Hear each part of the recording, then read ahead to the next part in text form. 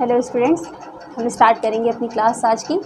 तो last class में हम मोल्स के बारे में पढ़ रहे थे। मोल्स क्या चीज़ होती है, व्हाट इज़ मोल, ये हमने पढ़ लिया था। हमने ये भी देखा था कि कि मोल्स में कितने नंबर ऑफ़ पार्टिकल्स होते हैं, एवोगैड्रो नंबर की क्या वैल्यू होती है, हम कैसे कैलकुलेट करते हैं। यहाँ तक हमने लास्ट क्लास में समझ लिया था, पढ़ लिया था। अब ये पढ़ना था कि मैंने आपको बताया था कि वेट से, या फिर अगर हमें किसी चीज़ का मास मालूम हो, नंबर ऑफ़ पार्टिकल मालूम हो, या फिर वॉल्यूम ऑफ गैस मालूम हो, तो हम कैसे मोल्स की वैल्यू कैलकुलेट कर सकते हैं। तो हम आज ये पढ़ने वाले हैं। हमें ये पढ़ना है कि moles in terms of weight या मास हम कह लें। दूसरी चीज़ पढ़नी है moles in terms of particles, जिसको हम समझ चुके हैं। हम आज फिर से पढ़ेंगे इन terms of volume of gases. ये तीन चीज़ें हमें समझनी है। इन चीज़ों को पढ़ने और समझने से पहले हमें एक टर्म है, कुछ टर्म्स है जो कि क्लियर कर लेने हैं। सबसे पहले तो जो हमें समझना वो है हमारा मोलर मास, कि मोलर मास क्या चीज़ होती है, हम मोलर मास किसे कहते हैं। देखिए, किसी भी लास्ट क्लास में जो हमने पढ़ा था कि अगर 1 मोल, अगर किसी पार्टिकल का 1 मोल लिया जाए तो उसमें कितनी क्वांटिटी होती है उसकी 6.022 इंटू 10⁻23, जो कि क्या है हमारा एवोगैड्रो नंबर है। इसके बराबर नंबर ऑफ़ पार्टिकल्स पाए जाते हैं। नंबर ऑफ़ पार्टिकल कहने का मतलब है कि नंबर ऑफ़ पार्टिकल यानी एटम हो सकते हैं, वो पार्टिकल मॉलिक्यूल हो सकते हैं, या वो पार्टिकल किसी भी तरह का आयन हो सकता है। कोई भी सब्सटेंस, उसमें इतने पार्टिकल्स पाए जाएंगे जो कि किसके बराबर होता है, एवोगैड्रो नंबर के बराबर होता है। ये 1 मोल में नंबर ऑफ़ पार्टिकल्स हो गए। अब बात ये है कि मोलर मास क्या चीज़ है। देखिए, अगर 1 mole mass of 1 mole of any substance in gram, यानी किसी भी सब्सटेंस का अगर 1 मोल अमाउंट हम ले लें और उसको हम ग्राम्स में कैलकुलेट कर रहे हैं, उस वेट को हम क्या कहते हैं, मोलर मास कहते हैं। तो हमें ये पता है कि 1 मोल यानी 1 मोल सब्सटेंस में अगर इतने पार्टिकल्स हैं, 6.022 इंटू 10⁻23 पार्टिकल्स हैं, इतने सारे पार्टिकल्स का जो वेट है उसको अगर हम ग्राम्स में कैलकुलेट करते हैं तो हम उसको क्या कह सकते हैं, मोलर मास कह सकते हैं। फॉर एग्जांपल बात करते हैं, अगर हम कार्बन को ले लें, कार्बन का एटॉमिक नंबर 6, एटॉमिक मास 12। अगर हम कार्बन 12 की बात करें तो इसका एटॉमिक मास यूनिट 12 यू होता है। ठीक है, ये किस में है, एटॉमिक मास यूनिट में अभी। लेकिन अगर ये 1 एटम, क्या है ये 1 एटम ऑफ कार्बन है, 1 एटम ऑफ कार्बन 12 हमने लिया, इसकी वैल्यू है 12 एटॉमिक मास यूनिट। हमें पता है कि 1 एटॉमिक मास यूनिट की वैल्यू क्या होती है। अगर 1 एटॉमिक मास यूनिट को अगर हम ग्राम में कैलकुलेट करें तो हमें किससे मल्टीप्लाई करना पड़ता है, हमें मल्टीप्लाई करना पड़ता है 1.66 इंटू 10⁻⁻24 से मल्टीप्लाई करना पड़ता है। तो हमारी 1 एटॉमिक मास यूनिट की जो वैल्यू है ग्राम में कन्वर्ट हो जाती है। तो अगर कार्बन का एटॉमिक मास 12 है, कार्बन का एटॉमिक मास क्या है, 12 है, इसको अगर हम ग्राम में कन्वर्ट करना चाहें तो क्या करेंगे, 12 इंटू 1.66 इंटू 10⁻⁻24 से मल्टीप्लाई कर देंगे, तो जो हमारा यूनिट होगा अब किस में आ जाएगा, ग्राम में। ये तो बात हुई एक एटम की, किसी भी एक एटम, ज़रूरी नहीं है कार्बन की मैं बात कर रही हूँ, कार्बन के अलावा भी हम दूसरे एटम्स को ले सकते हैं, हाइड्रोजन हो सकता है, फॉस्फोरस, कोई सा भी एटम हो। अगर हम उसके एटॉमिक मास की बात करते हैं, जिसकी यूनिट हम एटॉमिक मास यूनिट में लेते हैं यू, इसको हम ग्राम में कन्वर्ट करने के लिए हमने क्या किया, मल्टीप्लाई कर दिया 1.66 इंटू 10⁻⁻24 से। तो अब जो वैल्यू आएगी वो आएगी ग्राम में। ये सिर्फ एक एटम का मास है, और हमें पता है कि 1 मोल में कितने एटम्स होंगे, एवोगैड्रो नंबर के बराबर। तो अगर टोटल पार्टिकल्स इतने हैं, तो टोटल पार्टिकल्स कितने, इतने हैं, यानी एक एटम का मास अगर 12 है तो टोटल पार्टिकल का मास क्या हो जाएगा, अगर टोटल यानी 1 मोल में अगर हम देखें, 1 मोल में हम देखें तो हमारे पास कितने पार्टिकल होंगे, 6.022 पार्टिकल्स होंगे। इतने तो पार्टिकल्स होंगे हमारे पास। फिर हम क्या करेंगे, उसमें मल्टीप्लाई कर देंगे। देखिए, अगर एक कार्बन के एटम में, एक कार्बन का एटम अगर 12 एटॉमिक मास यूनिट इसका एटॉमिक वेट है, तो इसको ग्राम में कन्वर्ट करने के लिए हमने ये कर दिया, मल्टीप्लाई कर दिया 1.66 इंटू 10⁻⁻24 से। लेकिन अगर 1 मोल पार्टिकल्स का वेट अगर हमें ग्राम में चाहिए तो क्या करना पड़ेगा, सबसे पहले 1 मोल में जितने पार्टिकल्स होंगे, टोटल नंबर ऑफ पार्टिकल में एक एटम के मास से पहले मल्टीप्लाई करना पड़ेगा, फिर उसमें मल्टीप्लाई करेंगे इस वैल्यू से, ताकि वो ग्राम में कन्वर्ट हो जाए। अगर हम कार्बन के लिए देख रहे हैं तो टोटल पार्टिकल कितने हो जाएंगे, एवोगैड्रो नंबर के बराबर, दैट इज़ Na। और एक एटम का मास कितना है 12 है, और इसमें हम क्या करेंगे मल्टीप्लाई कर देंगे 1.66 इंटू 10 की पावर -24 से। तो अब जो आंसर आएगा हमारा ग्राम में, ये कहलाता है हमारा मोलर मास, ये कहलाता है हमारा मोलर मास। और इसी को हम अगर एटम के लिए कैलकुलेट कर रहे हैं, अगर किसी एटम का मोलर मास कैलकुलेट कर रहे हैं तो वो कहलाता है ग्राम एटॉमिक मास। अगर किसी मॉलिक्यूल के लिए कैलकुलेट कर रहे हैं हम मोलर मास तो वो कहलाता है हमारा ग्राम मॉलिक्यूलर मास। यानी 1 ग्राम मोलर मास का मतलब ये मॉलिक्यूलर मास था कि उसमें 1 मोल पार्टिकल्स होंगे किसके, मॉलिक्यूल्स के 1 मोल पार्टिकल्स हम लेंगे। और अगर किसी एटम का हम मोलर मास कैलकुलेट कर रहे हैं यानी ग्राम एटॉमिक मास, तो उसमें टोटल नंबर ऑफ पार्टिकल कितने होंगे, एवोगैड्रो नंबर के बराबर, और हम जो यूनिट लेंगे वो होगा ग्राम में। फॉर एग्जांपल हम देख लेते हैं कि हमारे पास सपोज एक मॉलिक्यूल है, क्या है, CO2 है। हमें पता है CO2 का जो मॉलिक्यूलर मास होगा वो क्या होता है, कार्बन का एटॉमिक मास 12 प्लस ऑक्सीजन का एटॉमिक मास क्या होता है 16, एक ऑक्सीजन का एटॉमिक मास होता है 16, तो 2 ऑक्सीजन का एटॉमिक मॉलिक्यूलर मास क्या हो जाएगा 2 × 16। टोटल आंसर हमारे पास आ जाएगा that is 44 atomic mass unit. क्या आ जाएगा 44 एटॉमिक मास यूनिट। ये तो 1 मॉलिक्यूल का मॉलिक्यूलर मास है। इसको अगर हमें मोलर मास में कन्वर्ट करना है तो क्या करेंगे, मोलर मास में कन्वर्ट करने के लिए सबसे पहले क्या करेंगे, अगर इसको हमें मोलर मास में कन्वर्ट करना है या फिर हम कह लें कि ग्राम मॉलिक्यूलर मास में कन्वर्ट करना है तो क्या करेंगे, सबसे पहले 44 में मल्टीप्लाई करेंगे एवोगैड्रो नंबर से, देन मल्टीप्लाई करेंगे 1.66 इंटू 10 की पावर -24 से, तो हमारा जो आंसर होगा वो ग्राम में आ जाएगा। ठीक है, तो लगभग अगर हम ये देखें कि अगर हम 44 जैसे हमारा जो मॉलिक्यूलर मास हो गया या फिर जो हमारा एटॉमिक मास होता है, इसको जब हम ग्राम एटॉमिक मास में कन्वर्ट करते हैं या उसके मोलर मास में कन्वर्ट करते हैं तो क्या होता है कि जो Na की वैल्यू है यानी एवोगैड्रो नंबर, और ये जो वैल्यू है जिसे हम मल्टीप्लाई करते हैं ग्राम में कन्वर्ट करने के लिए, इसका जो प्रोडक्ट आता है वो आता है 1। इसका प्रोडक्ट क्या आता है 1, और इस वजह से हमारा कैलकुलेशन बहुत ईजी हो जाता है। एवोगैड्रो नंबर और एटॉमिक मास यूनिट को ग्राम में कन्वर्ट करने के लिए जो वैल्यू हम लेते हैं, इसका मल्टीप्लिकेशन की जो वैल्यू आती है वो आती है 1। तो होता क्या, इससे ये पता चलता है कि अगर हम किसी भी 1 मोल, हम क्या कर रहे हैं 1 मोल, अगर हम कार्बन एटम की बात करें 1 मोल कार्बन 12 का मास, ठीक है, इसका जो मास होगा किसमें, ग्राम में, वो आ जाएगा हमारे जितना ये जो वैल्यू है ये इंटू एवोगैड्रो नंबर की वैल्यू 1 हो जाएगी, ये टोटल क्या आ जाएगा 12 ग्राम ही आंसर आ जाएगा हमारे पास। तो इस तरह से हमारा कैलकुलेशन बहुत आसान हो जाता है। हमें सिर्फ इस चीज़ को याद रखना है कि हम मोलर मास होता क्या है, मोलर मास को कैलकुलेट कैसे करते हैं। चूँकि जो प्रोडक्ट है इसका 1.66 इंटू 10 की पावर -24 इंटू एवोगैड्रो नंबर का जो प्रोडक्ट है वो हमारा आता है 1। इसके बाद हम ये समझेंगे कि कैसे मोल्स और मास के बीच क्या रिलेशन है। अब इसके बाद हम समझेंगे, देखते हैं, ये याद रखना है इसे।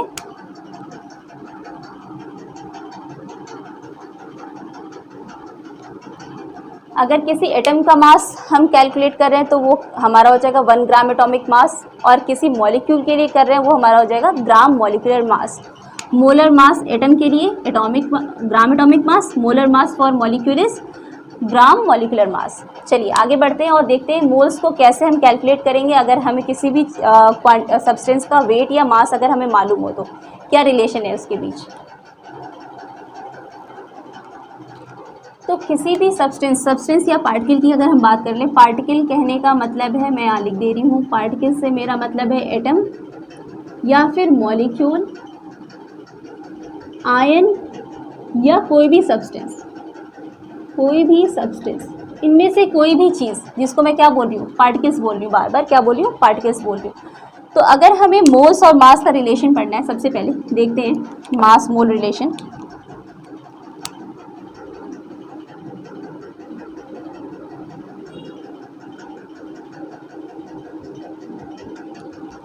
हमें मोल्स की, अगर हमें किसी भी सब्सटेंस का वेट मालूम है या मास मालूम है ग्राम्स में, तो हम मोल्स कैसे फाइंड आउट करेंगे, या हमें मोल्स मालूम हो तो हम वेट कैसे फाइंड आउट करेंगे। तो देखिए, अगर हमें किसी भी पार्टिकल या किसी भी सब्सटेंस का क्या निकालना है, मोल्स की वैल्यू निकालनी है। मोल्स को हम डिनोट करते हैं स्मॉल n से, मोल्स कह दें या नंबर ऑफ मोल्स की जो वैल्यू निकालनी है, तो क्या करेंगे कि जो भी वेट या जो भी मास गिवन होगा किसमें, ग्राम में, यानी मास इन ग्राम्स हम ले लेंगे जो कि गिवन होगा, और इसको डिवाइड कर देंगे, किससे डिवाइड कर देंगे, molar mass of that particle, उस पार्टिकल के मोलर मास से डिवाइड कर देंगे। तो देखिए, हमें पता चला कि मोलर मास हम समझना क्यों ज़रूरी था, मोलर मास क्या चीज़ है, कहाँ से आई है। तो ये मोलर मास वही है, अगर एटम के लिए बात की जाएगी तो मोलर एटॉमिक मास हो जाएगा, अगर मॉलिक्यूल के लिए बात की जाएगी तो gram atomic mass and gram molecular mass हो जाएगा। ठीक है, जो कि अगर हम कैलकुलेट करते हैं तो पता क्या चलता है कि जैसे एटॉमिक मास हमारा, एटॉमिक मास की यूनिट हमारी AMU है या U हम कहते हैं। कार्बन के लिए एटॉमिक मास 12 है हमारे पास, तो ग्राम में कन्वर्ट करने के बाद 1 मोल कार्बन एटम के जो मासेज आएंगे, 1 मोल की बात करते हैं, वो आ जाएगा अल्टीमेटली 12 ग्राम। तो ये समझना है हमें। देखिए, सपोज करते हैं हम बात कर रहे हैं एटम के लिए, अगर हम बात कर रहे हैं किसी एटम के लिए, तो क्या हो जाएगा, मास इसमें ग्राम में of atom upon gram atomic mass, gram atomic mass, gram atomic mass की यूनिट भी हो जाएगी, ग्राम में ही वैल्यू आएगी, या फिर ये किसके बराबर होती है, एटॉमिक मास के ही बराबर होती है। एटॉमिक मास, इनकी वैल्यूज़ बराबर हैं, दोनों सेम चीज़ नहीं है। एटॉमिक मास और ग्राम एटॉमिक मास दोनों अलग अलग चीज़ें हैं। एटॉमिक मास क्या होता है, सिंगल एटम का मास होता है। ठीक है, एटॉमिक मास सिंगल एटम का मास होता है, और gram atomic mass 1 mole amount of किसी भी पार्टिकल के जो वेट होता है इन ग्राम्स, उसको हम क्या कहते हैं, ग्राम एटॉमिक मास कहते हैं। ठीक है, तो ये हो गया हमारा फॉर्मूला किसके लिए, मोल्स के लिए। यानी अगर हमें नंबर ऑफ, अगर किसी का मास कैलकुलेट करना है तो क्या करेंगे, वेट या मास कैलकुलेट करने के लिए मोल्स में मल्टीप्लाई कर देंगे, किससे, मोलर मास से, मोलर मास से मल्टीप्लाई कर देंगे तो हमारा वेट इन ग्राम आ जाएगा। क्या आ जाएगा, वेट इन ग्राम आ जाएगा।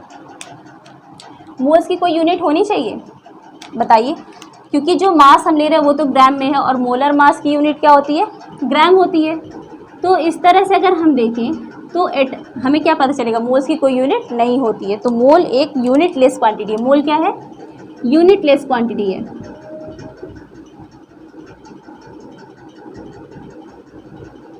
ओके, मोल्स क्या है, यूनिट लेस क्वांटिटी है। तो ये हो गया हमारा। नेक्स्ट जो हमें देखना है वो है इन terms of number of particles. तो नंबर ऑफ पार्टिकल के टर्म्स में हम बात करते हैं।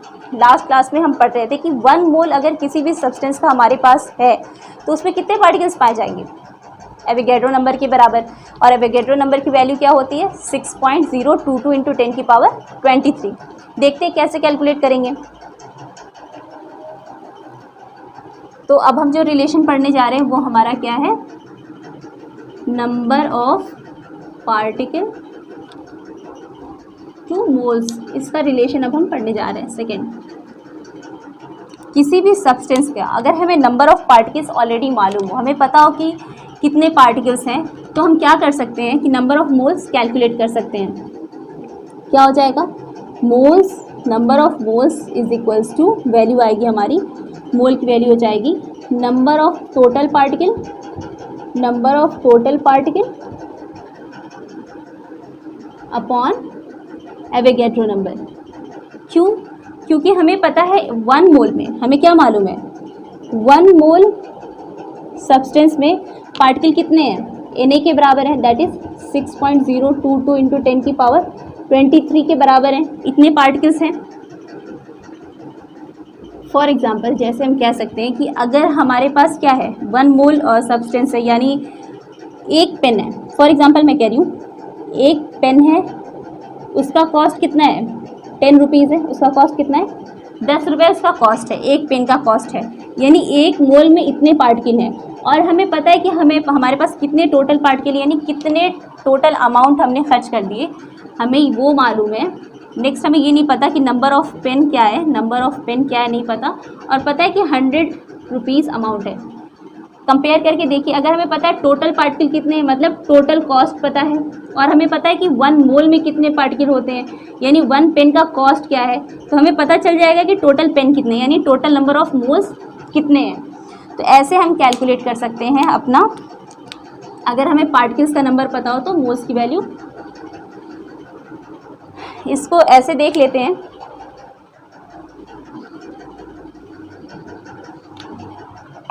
इफ़ अगर हमें क्या मालूम हो, मोल्स मालूम हो, ऑलरेडी हमें मालूम हो कि टोटल मोल्स कितने, यानी टोटल अगर हमें पता चल जाए कि टोटल मोल्स क्या है, तो नंबर ऑफ़ पार्टिकल कैसे कैलकुलेट करेंगे, नंबर ऑफ़ पार्टिकल क्या हो जाएगा, मल्टीप्लाई कर देंगे, नंबर ऑफ़ पार्टिकल की वैल्यू हो जाएगी मोल्स, स्मॉल एन क्या है, मोल्स है, क्योंकि मोल्स को हम स्मॉल एन से डिनोट करते हैं, मल्टीप्लाई कर देंगे एवोगैड्रो नंबर में, तो हमें नंबर ऑफ़ पार्टिकल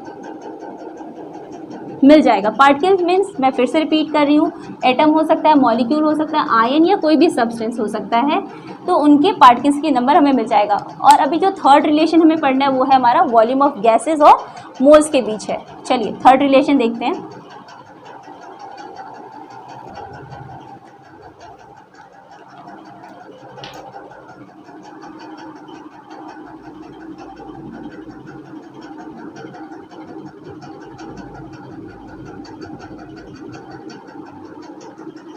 तीसरा हमारा है वॉल्यूम और मोल रिलेशन। ये जो वॉल्यूम की हम बात कर रहे हैं वो हम सिर्फ बात करते हैं गैसेस के लिए। किसके लिए?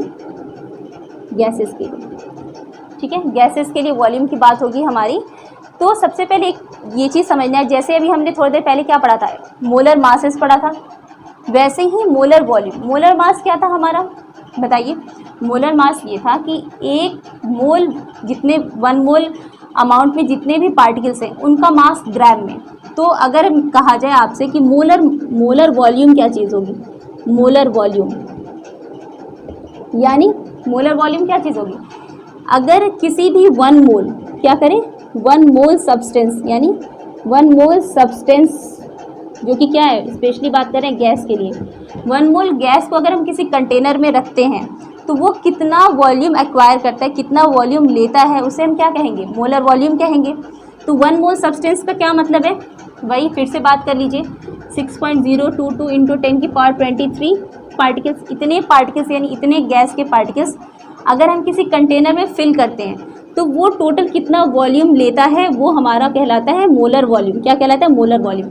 और मोलर वॉल्यूम सारे गैसेस के लिए जो वैल्यू है वो क्या है, 22.4 लीटर्स। क्या है, 22.4 लीटर्स है। ठीक है, लीटर में, यानी एक चीज़ तो है, सबसे पहली बात गैसेस अलग अलग तरह के होते हैं। ठीक है, CO2 हो गया, ऑक्सीजन हो गया, O2 है, या फिर नाइट्रोजन गैस हो गया, हाइड्रोजन गैस हो गया, अलग अलग गैसेस हैं। तो यहाँ पे जो गैसेस लिए गए हैं उनका जो कंडीशन लिया गया है, उनको पहली बात तो आइडियल गैस माना गया है, वो आपस में रिएक्ट नहीं करेंगे, आइडियल गैस माना गया। और जो सिचुएशंस ली गई हैं वो हमारा normal temperature and pressure. Normal temperature pressure क्या मतलब है, टेम्परेचर लिया गया हमारा 0 डिग्री सेल्सियस और प्रेशर लिया गया 1 एटमॉस्फेयर।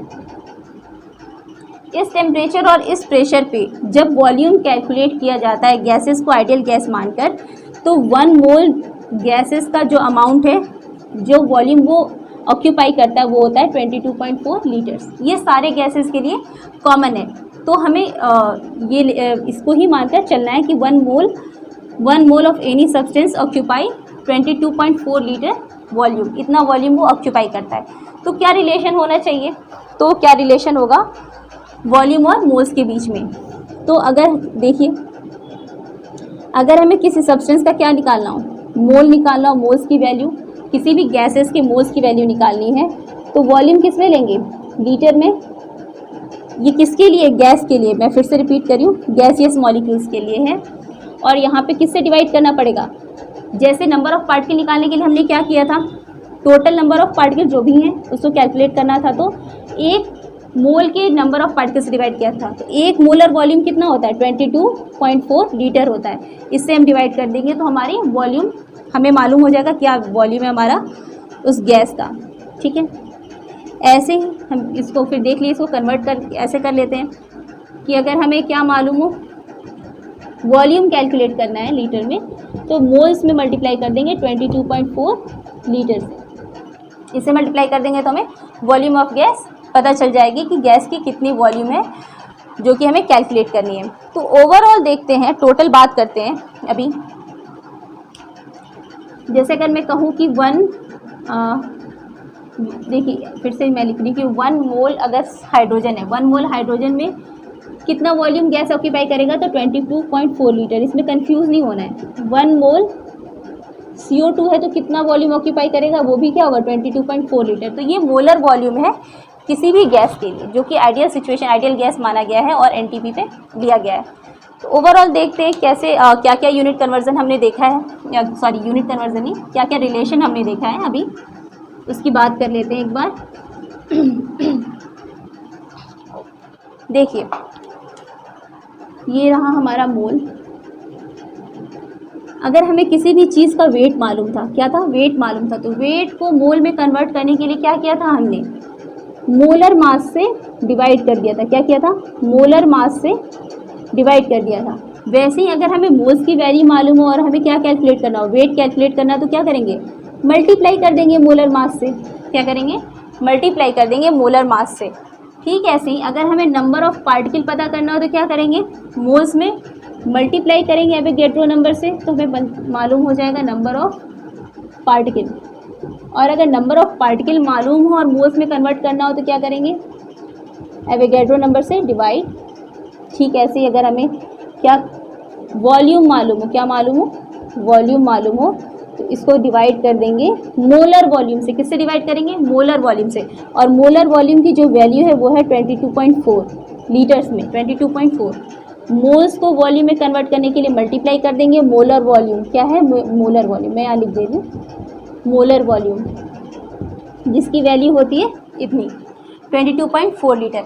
तो हम ये कह सकते हैं वेट अगर हमें किसी का मालूम हो और पार्टिकल्स पता करना हो तो वेट से सबसे पहले क्या कैलकुलेट करना पड़ेगा हमें। अगर हमें किसी भी सब्सटेंस का वेट बता दिया जाए तो पहले मोल्स निकालेंगे, फिर उसके बाद नंबर ऑफ पार्टिकल्स निकालेंगे। ऐसे ही अगर हमें नंबर ऑफ पार्टिकल्स मालूम हो और वॉल्यूम निकालना हो तो सबसे पहले क्या करेंगे, मोल्स निकालेंगे, उसके बाद फिर वॉल्यूम कैलकुलेट कर लेंगे। ऐसे ही अगर हम वेट मालूम और वॉल्यूम पता करना चाहते हैं या वॉल्यूम मालूम और वेट पता करना चाहते हैं तो सबसे पहले क्या करेंगे, एक क्वांटिटी को मोल्स में कन्वर्ट करेंगे, फिर मोल को दूसरी क्वांटिटी में कन्वर्ट कर लेंगे। इट मीन्स कि अगर हमें कोई भी एक चीज़ पता हो और दूसरी चीज़ फाइंड आउट करनी है तो हमें कहाँ जाना पड़ेगा, मोल्स को हमेशा याद रखना है। कह सकते हैं कि ये ऐसे फ्रेंड्स हैं या ऐसे लोग हैं जिनका आपस में तो रिलेशन है, लेकिन जब इन्हें बात करना होता है, कोई भी मैसेज यहाँ से यहाँ पहुँचाना है तो इनको मोल्स के थ्रू होकर जाना पड़ेगा।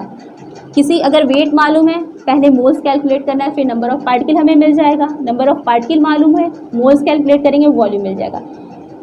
इन वैल्यूज़ को हम आपस में इंटरचेंज कर सकते हैं और डिफरेंट क्वांटिटीज़ को फाइंड आउट कर सकते हैं।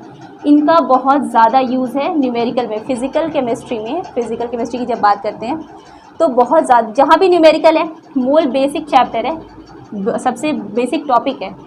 ये जो फर्स्ट चैप्टर हम पढ़ रहे हैं मोल्स, इसलिए ही पढ़ रहे हैं कि इनका यूज़ आज से आगे जो भी हम चैप्टर पढ़ेंगे वहाँ पे बार बार कैलकुलेशंस करनी है और इसका यूज़ हर जगह पर है। ठीक है, तो ये बहुत इंपॉर्टेंट है, बेसिक है लेकिन बहुत ज़्यादा इंपॉर्टेंट है। तो हम अब एग्जांपल्स देख लेते हैं कि हम कैसे कैसे कैलकुलेट कर सकते हैं, मोल्स कैसे कैलकुलेट करेंगे, नंबर ऑफ पार्टिकल या फिर वॉल्यूम या फिर वेट से कैसे मोल कैलकुलेट कर सकते हैं। ठीक है, एग्जांपल देखते हैं। चलिए एग्जांपल्स देखते हैं। सबसे पहले ये जो 4 एग्जांपल्स आपके सामने हैं बिल्कुल बेसिक हैं, यहाँ से हम सीखना शुरू करेंगे, स्टार्ट करेंगे। ये है एक्चुअली मास और मोल्स के बीच रिलेशन की। अगर हमें मास या वेट मालूम हो तो मोल्स कैसे कैलकुलेट करेंगे, या फिर अगर हमें मोल्स मालूम हो तो मास कैसे कैलकुलेट करेंगे। तो इस चीज़ के लिए हम इन चारों एग्जाम्पल को सॉल्व करेंगे। बेसिक है, यहाँ से हम सीखना स्टार्ट करेंगे क्योंकि आगे चल के हमें और भी क्वेश्चंस करने हैं तो इनका यूज़ है। क्वेश्चंस ऐसे तो नहीं मतलब बिल्कुल इतने सिंपल क्वेश्चन पूछे जा सकते हैं ऐसा नहीं है, लेकिन इसका एप्लीकेशन होता है और भी बड़े क्वेश्चंस होते हैं। तो देखिए फॉर एग्जांपल यहाँ पर लिखा हुआ है कि सबसे पहला क्वेश्चन है कि for 88 gram calculate number of moles for 88 gram CO2। 88 gram CO2 carbon dioxide अगर हमारे पास 88 ग्राम है तो उसके लिए मोल्स की वैल्यू कैलकुलेट कीजिए। तो क्या करेंगे, मोल्स का फॉर्मूला सबसे पहले देखेंगे मोल्स का फॉर्मूला क्या होता है। मोल्स का फॉर्मूला क्या होता है, mole is equals to given mass, या जो भी मास था या वेट था, गिवन वेट या मास किस में, ग्राम में, अपॉन मोलर मास। क्या लेते थे, मोलर मास लेते थे। मोलर मास की भी यूनिट क्या होती है, ग्राम ही होती है। चलिए देखते हैं। तो 88 ग्राम CO2 की बात जब करते हैं तो 88 ग्राम CO2 को देखिए क्या करेंगे, n की वैल्यू क्या हो जाएगी, वेट कितना गिवन है, 88 ग्राम गिवन है, 88, और डिवाइड किससे करना है, मोलर मास से। मैंने अभी आपको बताया था जब थोड़ी देर पहले कि मोलर मास की जो वैल्यू है वो अगर मॉलिक्यूल के लिए बात करेंगे तो मॉलिक्यूलर वेट के बराबर आएगी। अगर एटम का मोलर मास की बात की जाए तो वो एटॉमिक मास के बराबर आएगी। यूनिट डिफरेंट है, दोनों बहुत अलग चीज़ है, लेकिन जो वैल्यू आती है, जो नंबर्स आते हैं वो बिल्कुल सेम आते हैं। इसलिए हम बहुत लंबा चौड़ा कैलकुलेशन नहीं करते, हम डायरेक्ट मोलर मास के लिए क्या करते हैं, एटम के लिए एटॉमिक मास की वैल्यू ले लेते हैं, और जब किसी मॉलिक्यूल का मोलर मास रखना होता है तो उसका मॉलिक्यूलर मास ले लेते हैं। तो देखिए क्या करेंगे, CO2 का मॉलिक्यूलर मास क्या होगा, CO2 का मॉलिक्यूलर मास क्या होता है, कार्बन का एटॉमिक मास 12, ऑक्सीजन का एटॉमिक मास, एक ऑक्सीजन का एटॉमिक मास होता है 16, दो ऑक्सीजन का मास क्या हो जाएगा 32। ओवरऑल अगर हम देखें तो ये हो गया 44। नीचे क्या रख देंगे, मोलर मास 44 रख देंगे। आंसर क्या आ जाएगा, मोल्स की वैल्यू 2, आंसर आ गया 2 moles, 2 moles of CO2 molecule. ठीक है, नेक्स्ट एग्जांपल देखते हैं, ऑक्सीजन के लिए बात करते हैं। 64 ग्राम अगर ऑक्सीजन एटम हम ले रहे हैं तो इसके लिए क्या वैल्यू आएगी हमारे पास। तो फॉर्मूला हमारे सामने मोल्स के लिए कि given weight upon molar mass. तो गिवन वेट क्या है मोल्स के, देखिए गिवन वेट है आपके पास 64। यहाँ ध्यान देने वाली बात ये है, मैंने 2 क्वेश्चन लिखा है। एक क्वेश्चन हमारे पास है 64 ग्राम ऑक्सीजन एटम, किसके लिए पूछा जा रहा है, एटम के लिए। और यहाँ पर अगर देखते हैं 64 ग्राम ऑक्सीजन मॉलिक्यूल लिखा हुआ है। ठीक है, दोनों में बहुत डिफरेंस है। ऑक्सीजन एटम का मतलब है सिंगल एटम ऑफ ऑक्सीजन, क्या मतलब है, सिंगल एटम ऑफ ऑक्सीजन। लेकिन अगर जब ऑक्सीजन मॉलिक्यूल बोला जाएगा तो हमें O2 का मास लेना पड़ेगा, किसका, O2 का मास लेना होगा।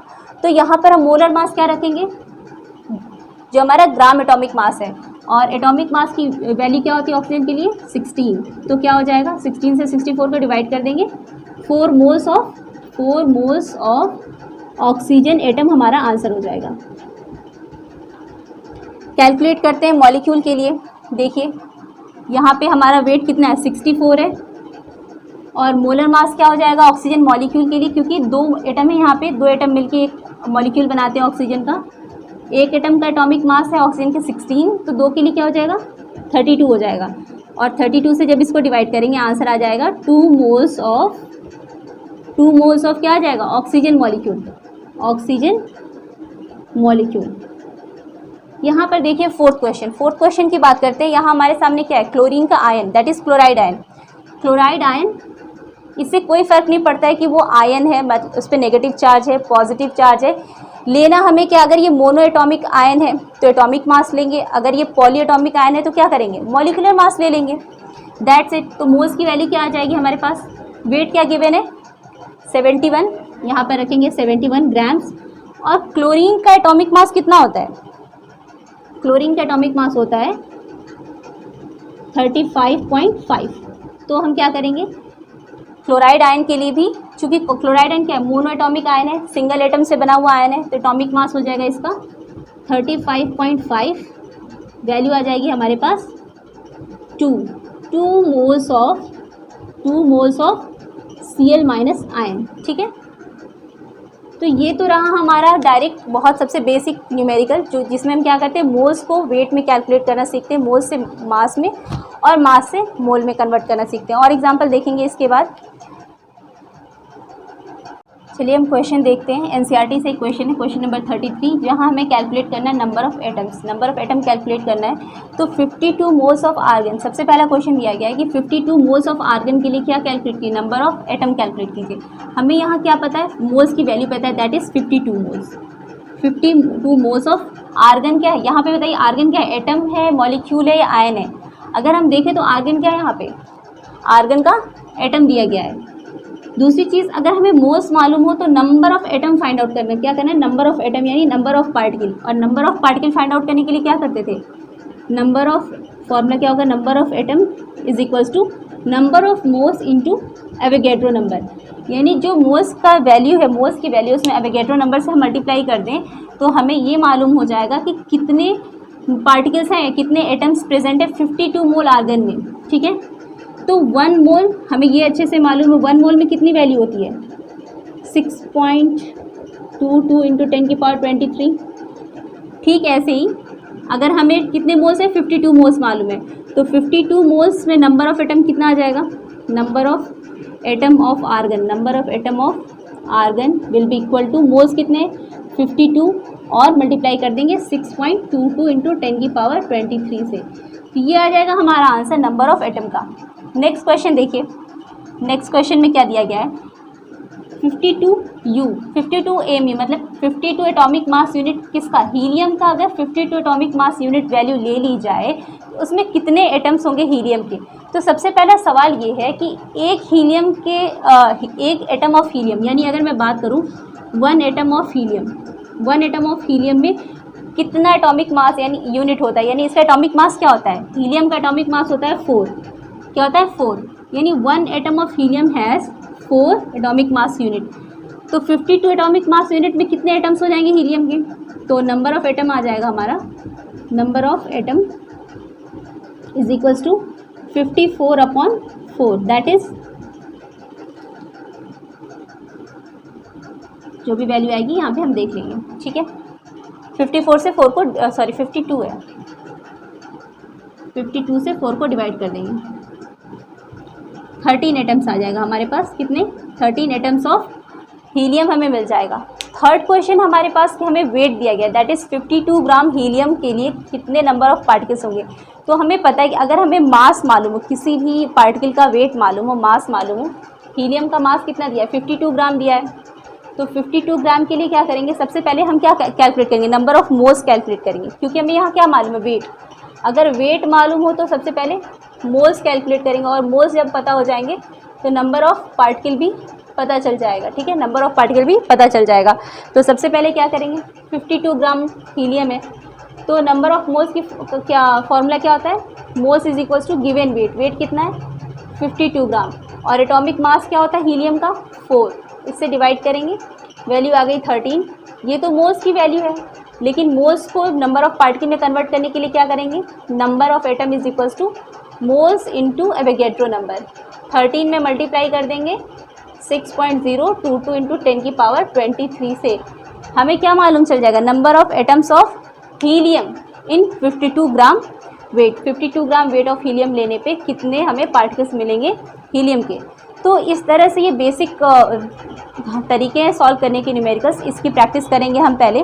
फिर और भी क्वेश्चंस है वॉल्यूम्स के साथ, वॉल्यूम का रिलेशन क्या है, फिर वॉल्यूम मालूम हो तो कैसे अदर न्यूमेरिकल्स करेंगे वो हम आगे देखेंगे।